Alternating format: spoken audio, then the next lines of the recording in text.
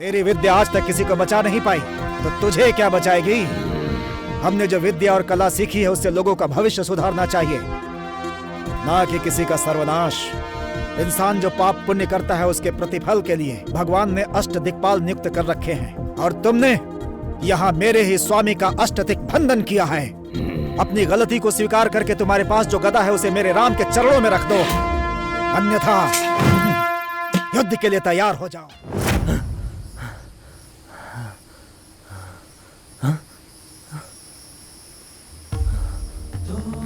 स्वामी, आप कौन है? मैंने पहचाना नहीं। मैंने तुम्हारी जान बचाई है ना, तो साधारण वैद्य ही समझो। नहीं, आप मामूली इंसान तो नहीं हो। तुम भी एक साधारण इंसान ही हो, इसीलिए तो इतनी खतरनाक जगह पे आ गए हो। ये कैसी जगह है स्वामी?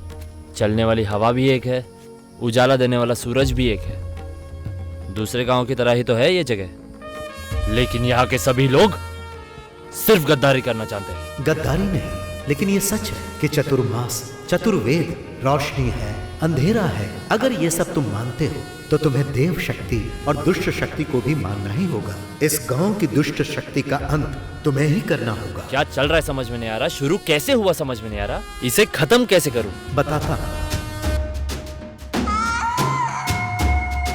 महायज्ञाय भूतप्रेताय महायज्ञाय भूतप्रेताय महायज्ञाय भूतप्रेताय भुवन आकाशचेदया अतः कुष्माण्डमयं ब्रह्माण्डरनः निशब्द आवया सर्वं बीभत्स भयम् उद्दिश्य कथा भविष्यत् प्रस्तुता मनोमहिषाय इदं कालाय स्वयम् अमावास्य साक्षया।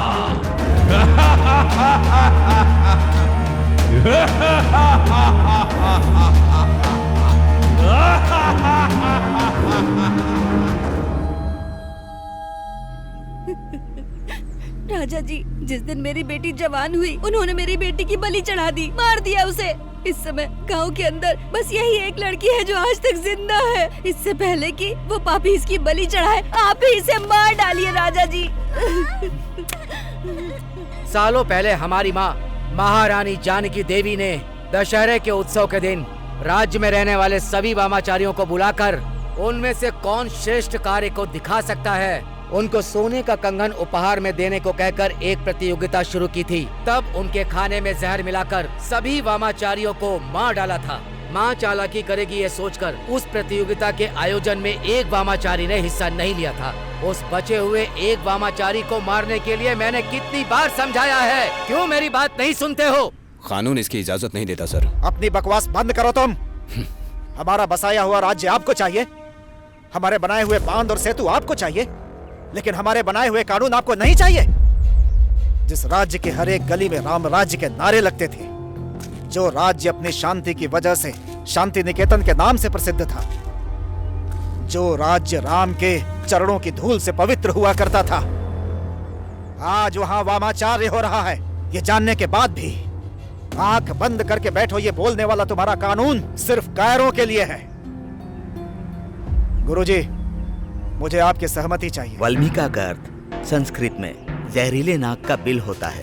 चिंता की बात यह है कि उस तांत्रिक ने अपनी सारी शक्तियों को अपने मायावी गदे में छिपाया हुआ है, इसीलिए उससे युद्ध करके जीतना असंभव है। उससे दूर रहने में ही भलाई है। और अब तो ये सारे अधिकार सरकार के पास चले गए हैं। अब उन मंत्रियों का और इन ऑफिसर का करने वाला काम है ये, हमें बीच में नहीं पड़ना है। दशहरे के दिन हमें अधिकार मिले, किसी के हाथ की कठपुतली नहीं है हम। अधिकार से चलना हमारे खून के एक एक बूंद में है। अपने राज्य की प्रजा की सेवा करना, ये अधिकार हमसे कोई छीन नहीं सकता। पूजा पाठ से कैसे भगवान को प्राप्त करना है, ये ऋग्वेद, यजुर्वेद, सामवेद में बताया गया है। दुष्ट शक्तियों को कैसे हासिल करना है, ये अथर्ववेद में बताया गया है। पहले प्रकृति के विकोप को जानने के लिए, शरीर के अंदर होने वाली बीमारियों को जानने के लिए, ऐसे अच्छे कामों को जानने के लिए महाराज लोग इसका इस्तेमाल करते थे। किंतु कुछ वामाचारियों ने अपने स्वार्थ के लिए इसका प्रयोग करना शुरू कर दिया। जैसे राहु काल में दुष्ट शक्तियों की शक्ति बढ़ जाती है, वैसे ही अमृत काल में दैविक शक्ति बढ़ जाती है। वही युद्ध का सही समय है, ऐसा राजा को ज्ञात हुआ। और उसके बाद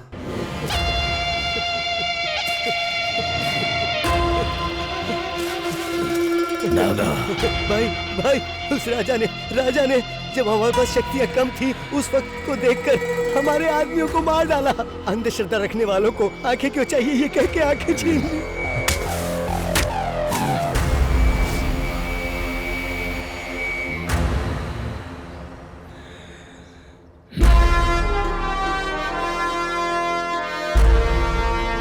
चिरंजीवी राजेंद्र बहादुर, हजारों सैनिकों को आगे करके पीछे छुप कर रहने वाले राजाओं को मैंने देखा है, लेकिन आगे आने वाले को मैं पहली बार देख रहा हूँ। क्यों, मौत से डर नहीं लगता क्या तुझे? मौत सिर्फ डरने वालों को ही आती है क्या? डराने वाले तुम जैसों को नहीं आती है क्या? उस मौत को वापस पलट कर भेजने की कला सीखी है मैंने। यहाँ तुझे कोई नहीं बचाने वाला। तेरी विद्या आज तक किसी को बचा नहीं पाई, तो तुझे क्या बचाएगी?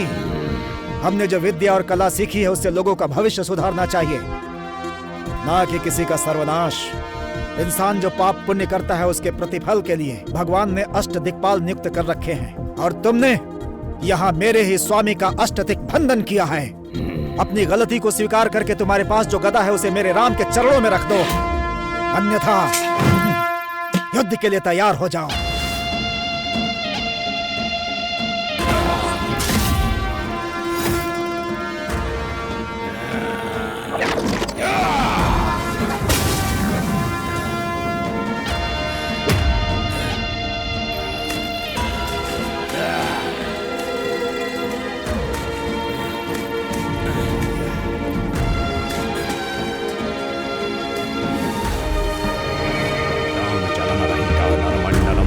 कृत्वा बुद्धिं भ्रमणी कृत्वा पिशाचा भोजनं कुरु।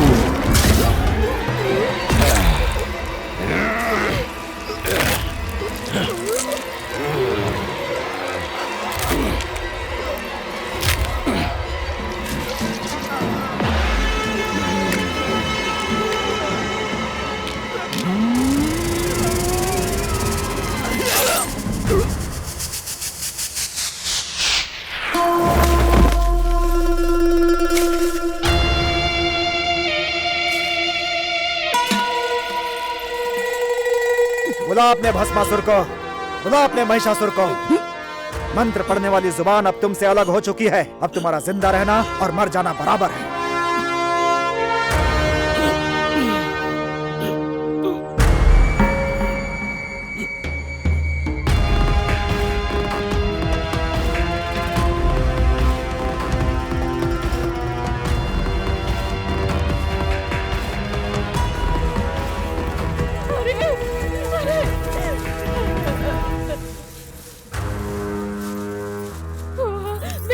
जल्दी से किसी के घर से एक मुट्ठी नमक लेकर आ जा।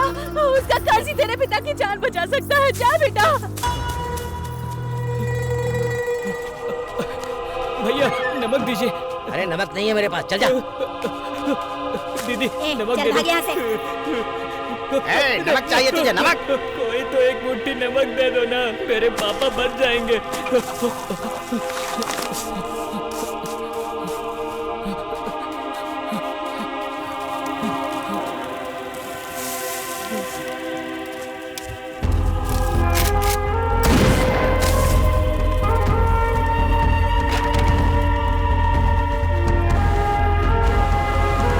पुलिस को लगा कि वो मर गया, लेकिन वो जिंदा था।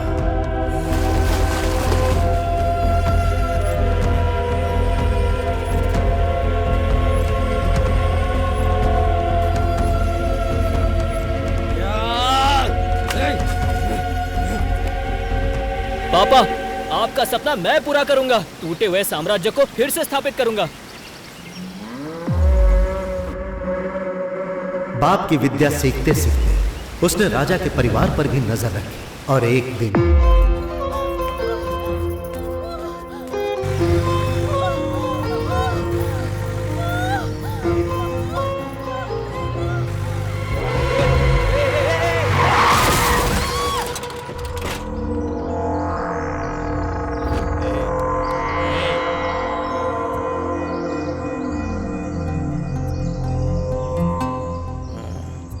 चाकू याद आ रहा है राजा?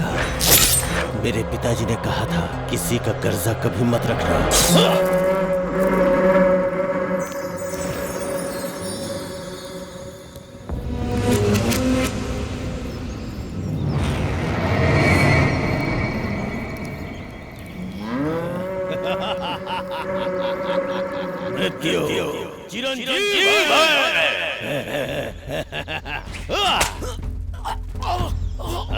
पुलिस से लेकर उसने महाराज के परिवार वालों को भी मारना शुरू कर दिया।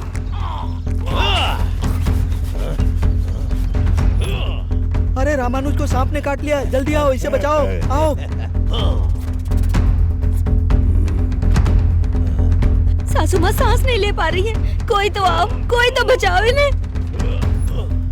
इनकी दोनों किडनी फेल हो चुकी हैं, हम बचा नहीं सकते। We are sorry. जिस गांव के लोगों ने उसे एक मुट्ठी नमक तक नहीं दिया, उन लोगों को बांध करके वो उन्हें खाने के लिए सिर्फ नमक ही दे रहा है। संधान से रावण को, समाधान से दुर्योधन को, सन्मार्ग से कंस को भी भगवान सही मार्ग पर ला नहीं पाए। उसके लिए भी उन्हें युद्ध ही करना पड़ा। इंसान के किए में पाप पुण्य का प्रतिकार करने के लिए भगवान ने अष्टदिक पालक का नियमन किया, मगर इन्होंने सिर्फ पाप ही करने के लिए भगवान को ही अष्टदिक बंधन करके बंद कर दिया है। उस मंत्र का विनाश करने वाला प्रतिमंत्र उस पुस्तक में ही है। जब तक ये तुम्हारे गले में है, कोई भी तंत्र विद्या तुम्हारा कुछ नहीं कर सकती। जय श्री राम।